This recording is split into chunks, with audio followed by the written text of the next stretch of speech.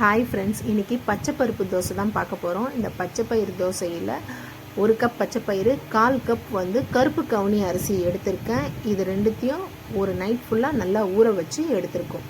இதே நம்ம பச்சரிசி சேர்த்து செய்வாங்க. இது கூட பச்சரிசி சேர்க்காம ரொம்ப நல்லா ஹெல்த்தியாக இது கூடவே நம்ம கருப்பு கவுனி அரிசியை சேர்த்து செய்கிறோம். இது ஒரு ராத்திரி ஃபுல்லாக ஊற வச்சுக்கோங்க.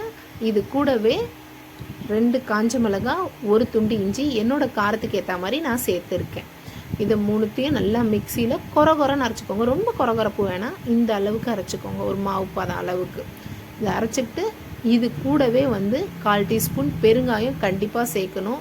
ஏன்னா இது ரொம்ப வாய்வு பிடிப்பு அதிகமாக இருக்கக்கூடியது. அதனால் பெருங்காயம் சேர்த்துக்கிட்டால் வாரத்துக்கு 2 தடவை தாராளமாக இந்த தோசை எடுத்துக்கலாம். இது கூடவே தேவையான அளவு உப்பு சேர்த்துக்கோங்க. உப்பு சேர்த்து தண்ணி ஊற்றி கொஞ்சம் கொஞ்சமாக கரைச்சிக்கோங்க.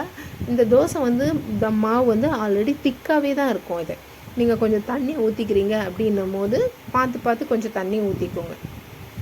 இந்த தோசை ஆஃபீஸ் போகிறவங்களா இருந்தது அப்படின்னா காலையில் நீங்கள் ஊற வச்சுட்டு போயிட்டீங்க அப்படின்னா நைட்டு அப்படியே அரைச்சி தோசை சுடலாம்.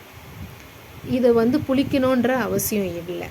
அப்படி இல்லை அப்படின்றவங்க இந்த அரைச்சி வச்சுட்டு இது கூடவே 1 கப், எனக்கு கொஞ்சம் லைட்டாக புளிக்கணும்னு நினைக்கிறவங்க 1 கப் பழைய வீட்டில் இருக்க பழைய மாவு அதை சேர்த்து கரைச்சி கூட நம்ம சுடலாம். ரொம்ப டேஸ்டியாக இருக்கும். குழந்தைங்களுக்கு காஞ்ச மிளகாய்க்கு பதில் அதாவது ஒரு 4-5 மிளகு கூட ட்ரை பண்ணலாம். அது நான் 1 கப்புக்கு சொல்கிறேன். பச்சை மிளகாய் விட காஞ்ச மிளகா ரொம்ப டேஸ்ட்டாக இருக்கும். நிறைய பேர் பச்சை மிளகா அவாய்ட் பண்ணுறவங்க காஞ்ச மிளகா தாராளமாக கொடுக்கலாம். மிளகும் சேர்த்துக்கலாம். ரொம்ப டேஸ்ட்டாக இருக்கும். வீட்டில் ட்ரை பண்ணி பாருங்கள். இதே மாதிரி டிஃப்ரெண்ட்டாக அடுத்தது பார்க்கலாம்.